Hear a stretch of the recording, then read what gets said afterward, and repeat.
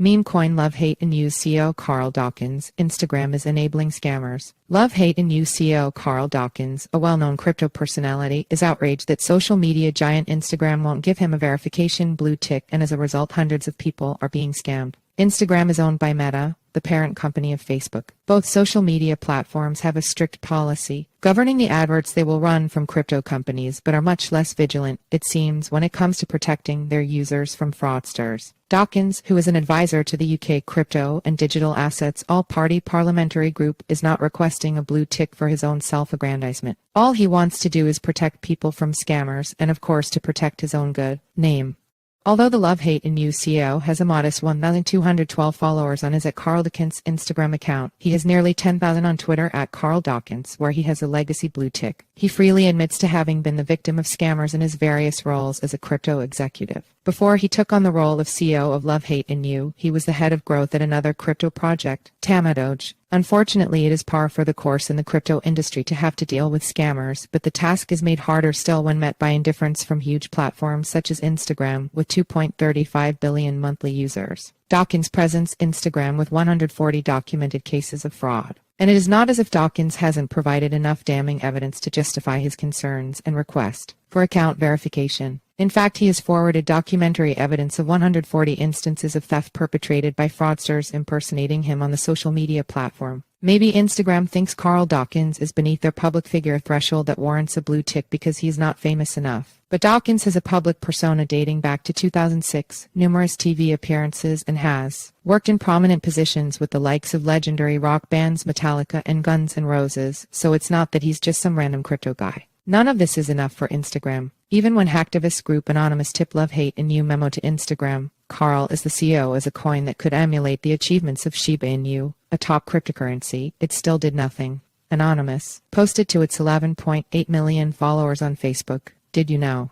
A crypto investor bought about $8,000 worth of Shiba Inu coins in August 2020. Just over a year later, the $8,000 trade has morphed into a value of about $5.07 billion. Could Love Hate and You be the next big thing?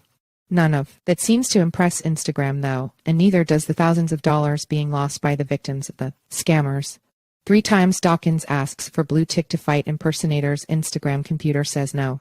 Instagram has failed to verify my account despite the 3 requests I have made, even though I am a public figure and people are getting scammed by fraudulent impersonators. So fed up with Instagram letting criminals run wild on its platform, Dawkins decided it was time to get hands-on with the fraudsters. He deliberately set out to be scammed so he could both confront one of the worst of the predators and get even more evidence to present to Instagram. Dawkins explained how he ensnared one such scammer, a certain Valentin who uses the @Adalbertontatwo tag. There's this scammer who I've seen around for about 6 months. He's got or had 490 twalk followers and a blue tick, so he comes across as all good. Meta has rolled out a blue tick verification subscription service in Australia, New Zealand, and the US, but it is yet to appear in the Europe region. The partial rollout means Meta has inadvertently given scammers a big window of opportunity to expand their nefarious activities. Dawkins continued, I thought, let's get this guy to show his hand. I used to be a semi-professional poker player in my younger days. He offered to do some influencer work for Love Hate and You. I negotiated him down from $1,000 to $150. I'd said let's do some business together, and once you deliver we can do some more. I said to him, look, I'm fully doxxed, so I've got everything to lose. You aren't. If I wasn't to pay you, you could ruin me because I'm out there. I can't do the same to you, because you aren't doxxed.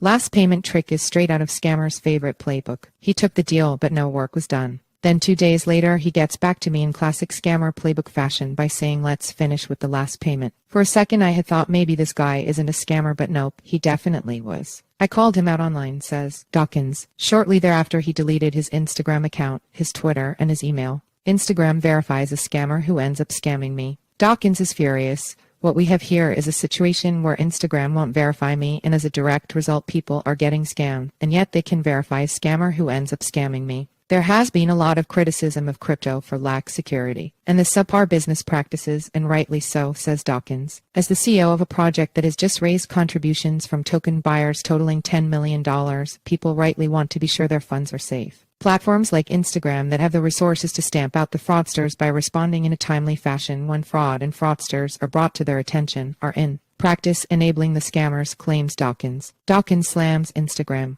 Now, when retail investors are being tempted back into the market in the latest meme coin frenzy, as witnessed by the successive love, hate, and use $Linu token sale, and the 1,000% plus price pumps for the likes of Pepe, Wojek, and Dollar Sponge, it is beyond negligent for Instagram to refuse to act on complaints made to them.